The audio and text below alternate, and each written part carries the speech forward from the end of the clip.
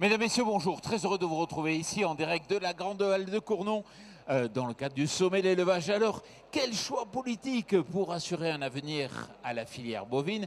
Justement, on a appelé un certain nombre de députés pour venir nous donner leur vision. Damien Maudet, bonjour. Bonjour. Vous êtes député de la Haute-Vienne, la France Insoumise. À vos côtés, Benoît Biteau, député européen. Bonjour. Europe Écologie, Les Verts, on vous connaît. Loïc Carvan, bonjour. Bonjour. Vous êtes député du Cher Horizon. Merci d'être venu ici. Damien, pour sauver l'élevage, il faut faire quoi? Il faut interdire les importations. C'est votre idée. Moi, déjà, j'ai pas de solution miracle. J'ai pas cette prétention. Par contre, ce qui est sûr, tout à l'heure avec Loïc, on discutait avec l'interprofession et ce qui revenait quand même beaucoup, c'était le manque de cap, de savoir ce qu'on voulait faire de l'élevage, de ce qu'on voulait faire de l'agriculture. Et effectivement, moi, je pense qu'aujourd'hui, on a un vrai souci de fond, c'est qu'on a une baisse de la production en France, mais on a des éleveurs qui sont aujourd'hui, les éleveurs sont les agriculteurs les plus pauvres. Et ils ont beaucoup de mal donc à vivre de ce métier-là. Et je crois qu'on a un problème si en plus de tout ça, on les met en concurrence avec de la viande brésilienne, la canadienne, mais brésilienne en l'occurrence si le traité de libre-échange avec le Mercosur était signé. Et en France aujourd'hui, sur la consommation de bœuf par exemple, 20% du bœuf qui est consommé par les Français est importé. C'est un chiffre qu'on pourrait se dire acceptable. Mais quand on va dans la restauration collective, quand on va dans les cantines scolaires, on monte à 50 ou à 60% de viande importée. Pourquoi? Parce que les marchés publics aujourd'hui agissent en défaveur de la production française de bœuf. Et je crois qu'on doit aller donc vers des marchés publics vertueux.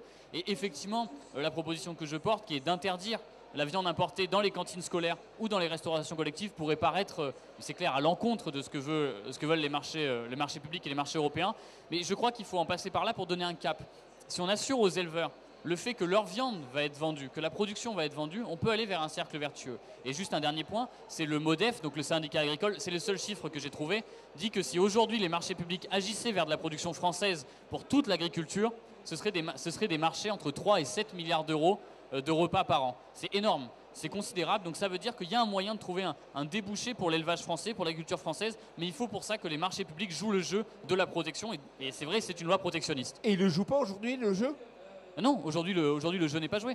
Quand je vous dis que dans les cantines scolaires, on est à 50% de viande qui est importée, le jeu n'est clairement pas joué. Et pourquoi il ne le joue pas? Parce que c'est les règles de marché public. Aujourd'hui, on va essayer de tirer les prix vers le bas. Et pour tirer les prix vers le bas, on va aller vers de la viande d'import qui est moins chère. Ça va être de la viande peut-être intra-européenne, pour ce qui est de la viande polonaise par exemple. Mais in fine, on va aller vers de la viande extra-européenne. Loïc, au sein du groupe Horizon, on trouve que c'est une bonne idée ce que propose la France Insoumise? Alors, nous, on est attachés au commerce international. Pourquoi? Parce que pour nos éleveurs, c'est aussi un débouché hyper important. Je veux dire, on a des centaines de milliers de broutards qui s'y partent chaque année. Il ne faut pas se couper de tout ça. On ne peut pas mettre fin à l'import parce qu'on mettrait fin aussi à l'export, alors que c'est vraiment une force de notre élevage français. Et pourquoi? Mais parce qu'on a une excellence en France de nos animaux. On a une sécurité aussi gigantesque, un suivi. Et donc, on porte aussi d'autres choses, par exemple la contractualisation qu'on a évoquée ce matin avec Damien, avec plusieurs enjeux. D'abord que la coopération, les coopératives, elles rentrent et elles jouent pleinement le jeu de cette contractualisation. Parce que, évidemment, que quand on a un peu de perspective sur ce qu'on va gagner, il y a plus de chances qu'on installe des jeunes, par exemple. Parce qu'il y a un enjeu démographique dans l'élevage qui est absolument gigantesque. Énorme. Et chez Europe Écologie et Verts, on en pense quoi? Alors, moi, je pense qu'effectivement, il faut échanger, mais il faut regarder comment ça se passe quand même. Et pour rejoindre Damien, effectivement, on laisse entrer de la denrée qui vient d'un peu partout de la planète, qui n'est pas forcément de la même qualité que ce qu'on est capable de faire chez nous. Et parce qu'on a ces marchés qui rentrent sur nos territoires, on est obligé de chercher des débouchés à l'extérieur. C'est le cas des 99 000 tonnes de viande bovine qui viennent des États-Unis, qui nécessite qu'on cherche 30 000 tonnes de débouchés dans la Chine. Donc ce principe des vases communicants, il faut qu'on arrête dans la mesure où on fait tous le constat. Tous les trois, on va être d'accord que la production qu'on fait chez nous est de très bonne qualité. Pourquoi est-ce qu'on doit l'exporter pour manger de la viande de moins bonne qualité sur notre territoire? Et effectivement, les marchés publics, c'est compliqué parce qu'il y a le code des marchés publics, mais on peut le contourner. Ça nécessite juste un peu d'animation. C'est-à-dire que quand on fait on prépare les lots, il faut que les lots soient adaptés à nos éleveurs locaux de manière à ce qu'ils puissent y souscrire. Ensuite, il y a un autre angle qui est important, On parlait de la qualité de nos produits animaux, que ce soit le lait ou la viande d'ailleurs. Aujourd'hui, il faut qu'on le récompense. Il faut rémunérer ces agriculteurs-là de manière à ce que, via les politiques publiques, dans une approche globale, parce que l'élevage sur un système herbagé prend soin du climat, prend soin de la biodiversité, prend soin de notre santé, il faut qu'on rémunère ces agriculteurs qui servent l'intérêt commun. Et si on les rémunère via les politiques publiques, ce qui n'est pas le cas aujourd'hui, eh bien, ils seront compétitifs sur le marché intérieur par rapport à des importations. Et l'actualité en Europe aujourd'hui, c'est un accord de libre-échange avec la Nouvelle-Zélande. Et dans cet accord de libre-échange avec la Nouvelle-Zélande, on pense tous à la viande de mouton, à la viande d'agneau, mais il y a aussi de la viande bovine, il y a aussi des produits viticoles. Et donc quand on ouvre la porte à ces accords de libre-échange pour vendre des Mercedes, pour vendre des BMW, parce que c'est ça le sujet, hein, et qu'on laisse en échange entrer des produits qui viennent de l'autre bout de la planète, j'ai pratiquement la certitude qu'on ne fait pas du bien à nos éleveurs. Mais Benoît, moi je ne comprends pas. Moi je vois tout le temps des politiciens, des politiques, des députés qui viennent ici, qui me disent stop aux accords internationaux, c'est fini. Effectivement, de la viande qui fait le tour de la planète, c'est pas bon. Et pourtant, au niveau européen, on signe. Alors, moi je suis à l'aise avec ça. Je suis le seul député qui ait déposé un amendement de rejet à cet accord de libre-échange en Nouvelle-Zélande. J'entends des élus au micro qui nous disent il faut arrêter les accords de libre-échange, mais quand on passe aux travaux pratiques, il n'y en a pas beaucoup qui votent contre. Et moi, ma difficulté, pourtant je suis profondément attaché à la démocratie, mais la difficulté c'est que je siège dans un groupe qui ne représente que 10% des voix. Et donc quand on passe à l'exercice démocratique, même si on a ferraillé, même si on a dénoncé, eh bien on se fait étendre par la majorité qui malheureusement continue de croire à ces logiques. Damien. Moi, Benoît, je suis tout à fait d'accord sur les votes, sauf qu'encore faut-il voter. Parce qu'en fait, par exemple, le traité de libre-échange avec le Canada, il est en application provisoire. Parce qu'il a été voté à l'Assemblée nationale, il n'a même pas été ratifié au Sénat. C'est-à-dire que dans la loi, cet accord de libre-échange qui nous fait importer des bovins depuis le Canada n'est même pas validé dans la loi. Par contre, il est en application provisoire. Et vous savez jusqu'à quand ça peut durer? Tout le temps. Ça peut durer tout le temps de manière provisoire. Le traité de libre-échange avec la Nouvelle-Zélande, quand l'an dernier, on nous en a parlé, moi j'avais fait une lettre à la présidente de l'Assemblée nationale en demandant un débat sur ce sujet. On n'a pas eu de débat. Je sais, vous avez voté au Parlement européen sur le traité de libre-écge? Il faut prendre le micro. Hein. Mais non. Oui, on le vote en octobre 2, donc dans 2 semaines. Mais nous, à l'Assemblée nationale, je ne suis pas persuadé, je ne l'ai pas vu à l'ordre du jour, qu'on votera un jour sur le traité de libre-échange avec la Nouvelle-Zélande. C'est-à-dire que tout passe au niveau européen, mais les députés français ne sont même pas consultés. Et on a des accords qui sont même pas tout à fait ratifiés, mais qui sont valables ad vitam aeternam sans qu'il y ait de vote. Loïc. Sur le CETA, l'Assemblée nationale a été consultée. C'est vrai que là, vous avez des députés. C'est pas un hasard, en fait, si on est là. Parce que moi, je suis le seul député du Cher, par exemple, à ne pas avoir voté le CETA. Donc, je me reconnais un peu dans ce que vous disiez. Mais on est aussi un peu à part, parce que moi, j'entends quand même une différence avec ce que certains collègues de votre parti à l'Assemblée peuvent dire sur la viande, sur le barbecue, etc. Donc le cap dont parlait Damien Maudet tout à l'heure, c'est aussi un cap idéologique un peu, c'est aussi l'image de la consommation de viande. Et là, on est entre gens qui sommes élus dans des territoires ruraux, qui défendons ça, mais il ne faut pas se voiler la face, c'est pas non plus partagé par tout le monde. Je traduis ce que dit Loïc. Est-ce que chez les écologistes, à force de dire il faut diminuer la consommation de viande, est-ce que vous affaiblissez pas les votants? Non, moi je suis éleveur, hein, parce que tu ne l'as pas dit Jean-Paul. Non, je ne l'ai pas dit. Mais je suis député européen, mais je suis paysan et je suis éleveur aussi. Et malgré ça, je pense qu'il faut effectivement réduire la consommation de viande pour des raisons très simples d'enjeux climatiques et de biodiversité. En revanche, je n'ai pas dit qu'il fallait arrêter l'élevage, je n'ai pas dit qu'il fallait arrêter de manger de la viande ou des produits laitiers. C'est ça la grande différence. Et moi, ce pourquoi je plaide, et c'est pour ça que j'ai convoqué l'approche globale tout à l'heure, climat, biodiversité, santé, c'est que la viande qu'on mange, le lait qu'on mange, ou les produits laitiers qu'on mange, soient des produits de très très bonne qualité. Et moi, je ne suis pas fâché avec le barbecue. Voilà. Et je pense que la trajectoire, elle est entre les deux. C'est-à-dire qu'aujourd'hui, on a un élevage industriel qui participe à l'accélération du changement climatique. Il faut le supprimer. Moi, je vais jusque-là. Et dans la même trajectoire, faire en sorte que la consommation de viande et de produits laitiers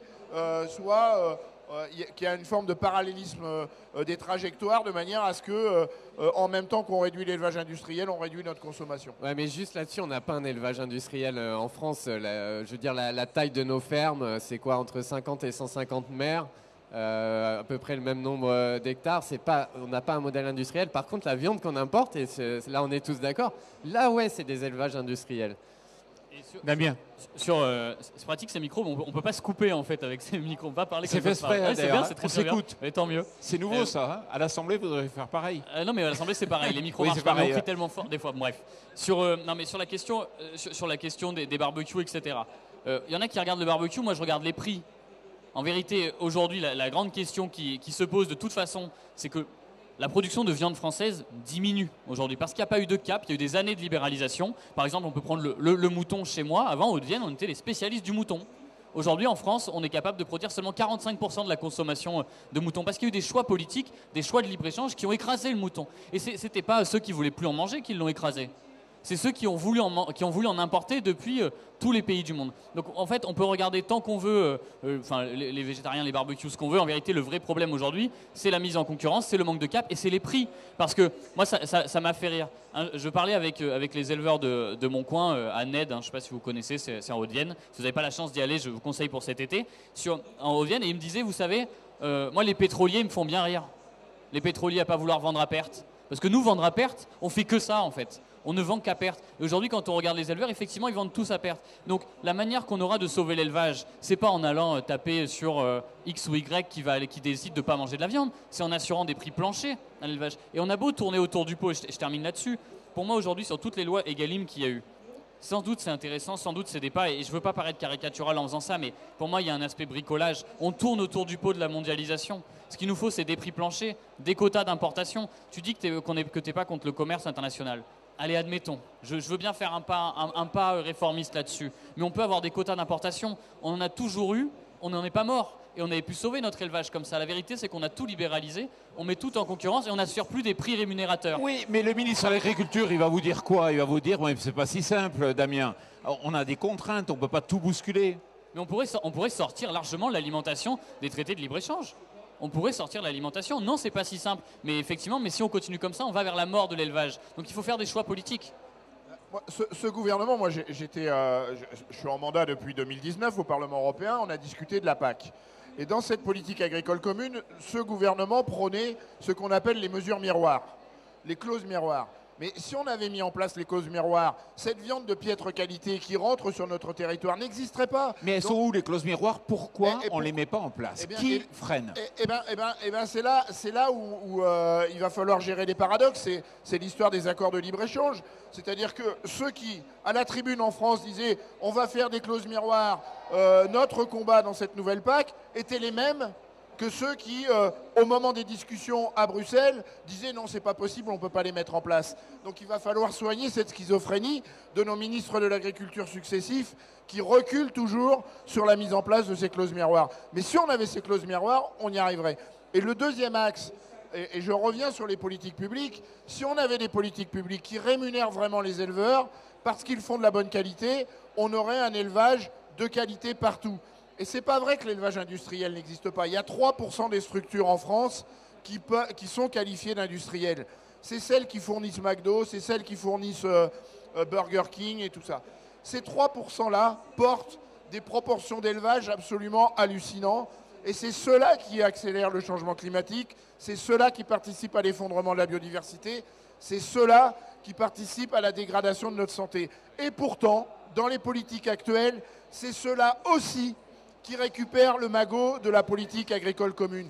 Eh bien, c'est ça qu'il faut qu'on change. Alors, attention, on est dans le Money Time, là. On est à la fin du débat. Loïc. Oui, mais voilà, je pense que c'est assez emblématique aussi des débats sur l'élevage. Vous voyez, 3%, on parle des 3%, on dit élevage industriel, c'est 3%, et on oublie les 97% autres.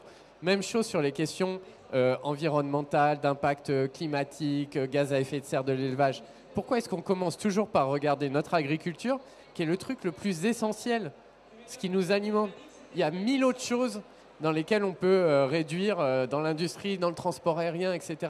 Et il y a une espèce de pression sociétale, il ne faut pas se voiler la face là-dessus, qui n'est pas complètement étrangère. au fait à la décapitalisation, au fait qu'on ait plus de mal à installer des jeunes, etc. Damien, une phrase. Non mais, juste d'un mot et je termine. Sur la proposition de loi, si tous les marchés publics aujourd'hui prenaient de la viande française, c'est entre 3 et 7 milliards de débouchés pour les éleveurs. On propose entre 3 et 7 milliards de débouchés pour les éleveurs. C'est la solution pour faire en sorte qu'ils puissent vendre. Et ça va. C'est tout sauf contre l'élevage. C'est concret, vous allez signer Oui, moi je veux bien qu'on regarde ensemble déjà. après. Et au niveau européen? Et si j'ai parlé des 3%, c'est pas pour focaliser sur cela. C'est bien parce que c'est ceux-là qui siphonnent l'enveloppe publique. Et donc c'est cette tendance-là qu'il faut qu'on inverse. C'est-à-dire qu'on arrête de donner de l'argent public à ces 3% et qu'on la distribue, et c'est une enveloppe colossale, à ceux qui font bien, à ceux qui font des systèmes herbagés. C'est ça ma proposition, c'est rien d'autre que ça. Et la proposition transpartisane, on va dire, proposée par Damien, les importations sur les collectivités, au niveau européen, ça serait bien aussi? Bien sûr que ce serait bien, mais pour ça, encore une fois, il faut que la démocratie m'aide. Alors, on approche des élections européennes. Si vous voulez que les choses changent au Parlement européen, il ne faudra pas se tromper de bulletin de vote. Bon, juste pour finir, moi je me mets à la place du téléspectateur ou de la téléspectatrice qui nous écoute là en direct. Et moi j'ai l'impression d'être enfumé, parce que quand je vous vois là, je me dis, je signe des deux mains, il n'y a pas de souci. Vous êtes tous d'accord, quasiment. Les clauses miroirs, on en parle depuis tellement longtemps, on se demande pourquoi elles ne sont pas là. C'est pas évident quand même pour une personne de vous faire confiance quand on voit que ça n'avance pas. C'est pas évident. Moi, je ne suis pas au pouvoir, donc j'aurais du mal à y répondre, mais je comprends, oui, que ça puisse être frustrant. Moi, je comprends aussi qu'il y a un problème aujourd'hui, et je pense qu'on est tous d'accord, sur le manque de cap pour l'agriculture. Il est là le problème. C'est qu'on ne sait pas ce qu'on veut faire de l'agriculture. Il faudrait qu'on fixe un cap, qu'on nous dise, bah oui, on veut tant de production française, on veut nourrir tant de personnes, quelle est la consommation de viande qu'on veut? Oui, il faut des prix rémunérateurs, donc ça veut aussi dire qu'à un moment donné, sur la viande d'import, il faut réduire, mais je ne vais pas vous parler que de ça. Mais en tout cas, il nous faut un cap pour l'agriculture, et ça, on en manque très cruellement. Un cap pour la filière bovine? Oui, moi je reviens à cette politique agricole commune. C'est quand même le tiers du budget total de l'Union européenne, c'est le plus gros budget. Donc c'est des politiques d'orientation importantes, et aujourd'hui l'orientation n'est pas bonne. Ça fait 30 ans qu'on sait que ça ne va pas. Même la Cour des comptes européenne nous dit que ça ne va pas. Et on continue parce que la majorité au Parlement européen et au Conseil continue de penser qu'on peut continuer sans rien changer. Et on voit le résultat aujourd'hui. Loïc, le mot de la fin. Oui, deux choses. D'abord, je pense qu'à l'intérieur de chacune de nos formations, il y a des débats. On n'a pas tous... voilà. Et vous êtes éleveur. Toi, tu es élu dans un territoire rural. Ça compte. Deuxième chose, il y a des choses qui marchent aussi. La contractualisation, partir du prix de production, etc. Il y a des avancées importantes. Comme quoi, sur la filière bovine, on est capable d'être transpartisan. Merci à vous, messieurs les députés, d'être venus ici, et merci à vous.